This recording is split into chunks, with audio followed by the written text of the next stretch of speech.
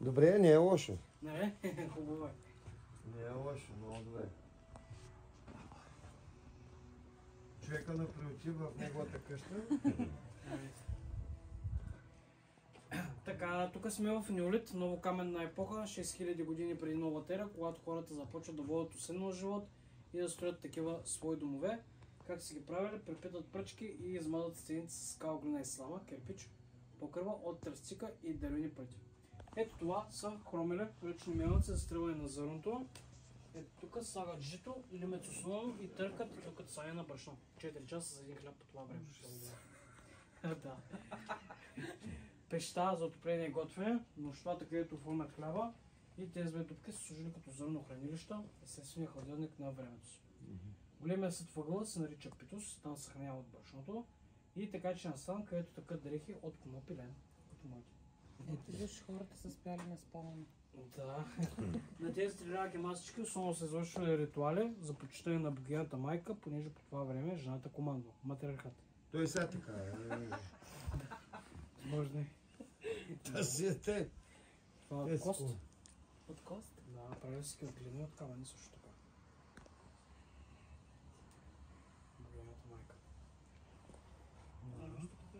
Инструменти се чуват само единствено от камъни, дървета и кости. Метал по това време не съществува, не е открит. Брадва за лов и строителство, камък и дърво. След такива инструменти искат ето такива дървета.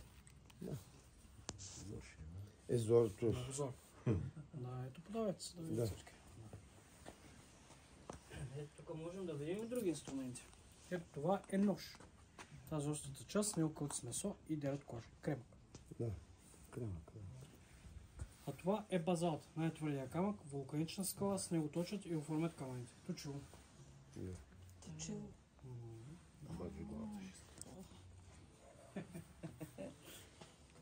Това е точилото, така ли? Да, мака. Личното ми оръжие с негове мечки и глигани. Това е добре. Не, той наистина може да оправиш. Явно е, че... И мечка и глиган. Може седните на трона да се снимате.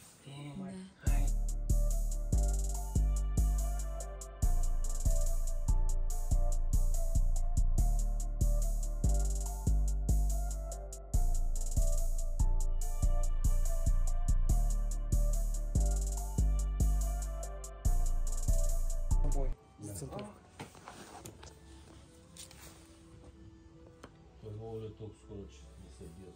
И намерено в България, изцяло се пресъздава нашата история и култура по нашите земи. Тази къща, примерно, е от Овчарово, Търговище. Нейните останки са намерени там и тук е пресъздадена. Да. Както изглеждала преди 1000 години. С известни разлики, разбира се, защото няма на 100% Нормално, да. Което Да, но пак, като погледнеш реално... Да, няма къде други да видите такива възстановки на такива къщи и да се преживеете историята. И реално, като погледнеш, в такъв смисъл, наистина така е било изградено, много добре са живеели. Да. За тогава. Да. Ето това е сърп, този улей или жеп, слагали към шустрета, заедно с смола и с него събират за земеделие. Да, Не, това е от дърво. от дърво е само, че правят такова и тук слагат кремъц. Това е от рок. Да могат да го Това е така. от рок. Пак е служило като сърп. Пак като сърп. Да, но вече са попадали кремъчното сустрета. Това са първите хора, които изобщо се преселят по нашите земи, започват да водят усъден живот, да се занимават с земеделие и да употомяват животното. Първото употомено животно е кучето, за да помага кола. След това овце, кози, крави. Ето там виждаме и череп на кон, служи като тотем да пази семейството за сили и духове. От Баба Яга.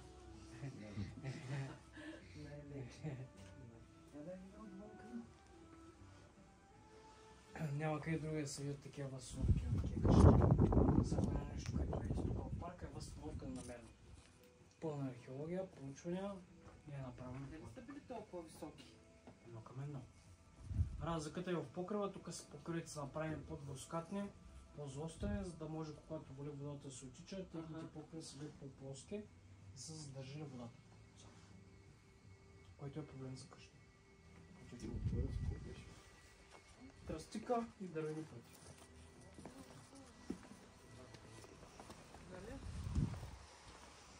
И Ти нещо сега като вали вътре. Вчера имаше огромна буря. Да. Огромна. Издържа. Няма, и вътре няма... Не покажа. Тук е от... Тя те по тези работи, той дойде и си заминава направо. Дори да мине на по-долу, Първия слой по принцип пропуска водата, втория го задържа и третия вече е съхна. Да. 3 слоя разтипа. Вчера имаше огромна буря, аз това буря не съм виждал от 2 години. И аз бях в Дирне. Бях в Дирне, мама ми е. Съборен една върба на излина. Ето там второ българско царство, Царевец Търново, уникално строителство. Тук е камък, тук е бетон дърво. Вече аз съм участвал в строителството, просто уникално. Тогава хората са грижили единственото жълто оцеляване. Тук в тази къща се връщаме още по-назад във времето. Там бяхме 6, тук сме 8000 преди новата ера. Тази къща е от Слатина, София. Най-голямата и най-старата намерена в Европа. Не съществува друга такава подобно открита, освен там. Пълна възстановка на нея. Тук като добавим тези 2000 години сега, става 10 000 години назад. Края на последния голям ледников период и изчезването на мамутите. Приблизително. Пеща за изпичане на съдове и за отопление. За направата един такъв съд по това време коства дни, седмици дори. Изключително трудно, всичко се прави на ръка. Няма гранчарско колело. И 6-7 години се построят една такава къща по това време. При средна продължителност на живота 25 години. Ето една дреха от конок. Можем да видим пижамата. Плетат ги на становете. Ето това се получава. Това е стан, който беше в другата къщичка. Да. Ето това получават като цяло. И Роговски. Роговото е постоянно с Роговски. Това ми е пижамата. Отзад може да видим още неща.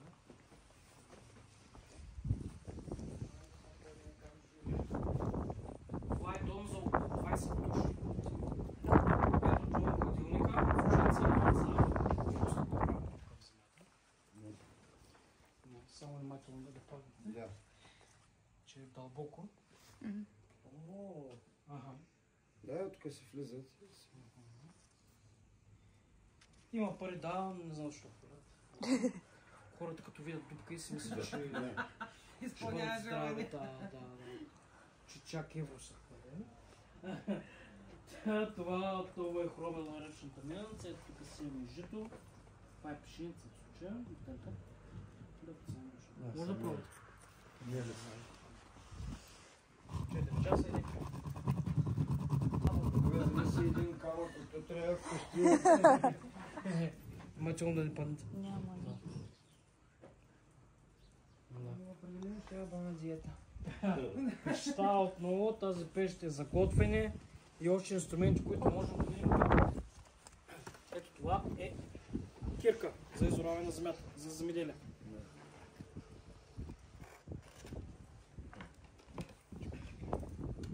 И мотика.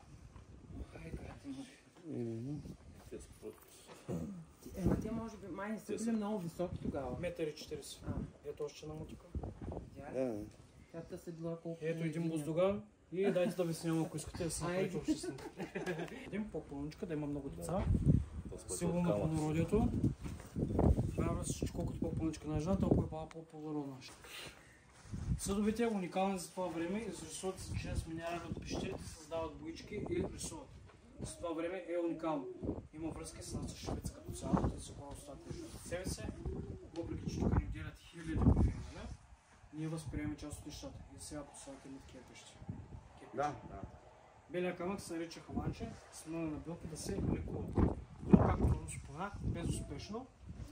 Средна продължителност на живота 25 години. Толкова ли е зло? 25-30 е в най-добре. Най-добре. Виж ниски и малко живи. Тогава жените са раждали на 20-13. Нищо много под слънцето значи. И детската смъртност и смъртността при ражданост е била изключително висока. Да.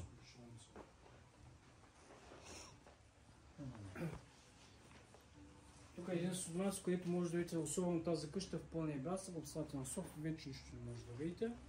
Абсолютно нищо. Ето тук и един лък, първобитен лък, тетивата.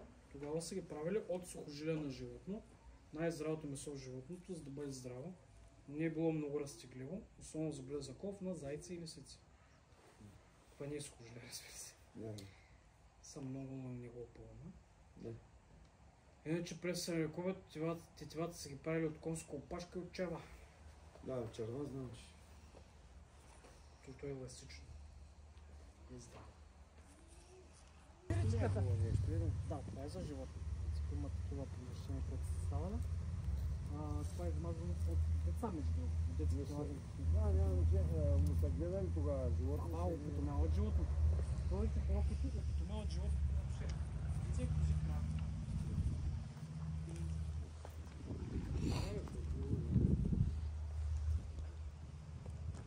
Може да влезе на себе да разгледат. Лек да отмени и приятел особено. Мерси.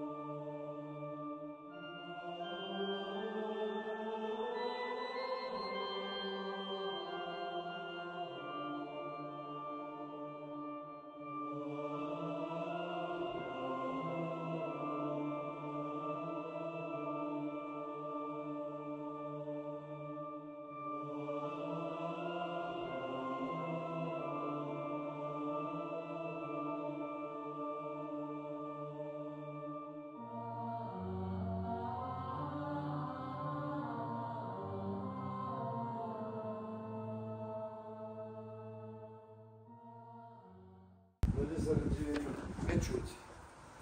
Чуй нещо, дигни го. Да, бе, Чуй нещо, брат, аз не знам как мечовете. Очи му нарисували. Дедечко, мече, трудно мога да разчекам. Виж, тук се стрелят стрелички. Къде има? Тук са. Да, си брат. Който? Мишени. Мишени. Трябва да ги събаряш.